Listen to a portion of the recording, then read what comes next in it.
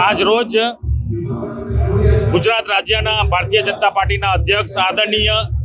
સી.આર. પાટીલ સાહેબના અધ્યક્ષસ્થાને આણંદ જિલ્લામાં બોચાસણ મુકામે અક્ષરવાડીમાં ભારતીય જનતા પાર્ટીનો સ્નેહ મિલન કાર્યક્રમ રાખવામાં આવ્યો છે। સંગઠનના સર્વ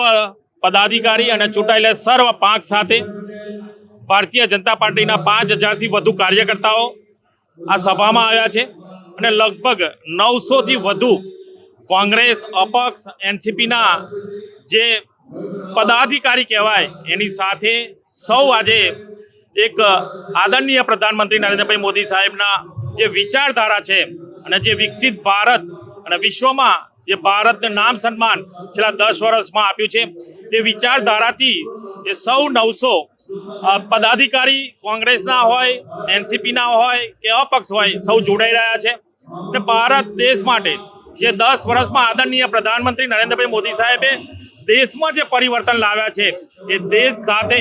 આજે એમની વિચારધારા સાથે સૌ આ પદાધિકારીને ભારતીય જનતા પાર્ટીના સૌ પદાધિકારી એમને આવકાર આપે છે, એમને સ્વીકારે છે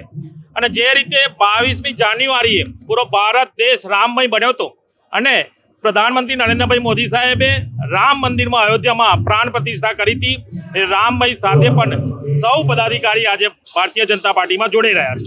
આજે આમ તો મહત્વના કહીએ તો એક્સ એમએલએ પેટલાદ આદરણીય નિરંજનભાઈ પટેલ એમની આખી ટીમ તથા સોજિત્રાના સૌ જિલ્લાના જે પદાધિકારી હતા એ અરવિંદભાઈ સોલંકી જે જિલ્લાના કારોબારી સભ્ય રહી ચૂકેલા હતા, તાલુકા પંચાયતના સદસ્ય કોંગ્રેસના હોય, એનસીપીમાંથી ઓડમાં જે ત્યાંના પ્રેસિડેન્ટ રહી ચૂકેલા છે અને એનસીપીના સૌ અને બોરજાવીના એનસીપીના કાઉન્સિલર શ્રીઓ પણ જોડાઈ રહ્યા છે। ખૂબ મોટી સંખ્યામાં કોંગ્રેસ અને એનસીપીના પદાધિકારી આજે જોડાઈ રહ્યા છે।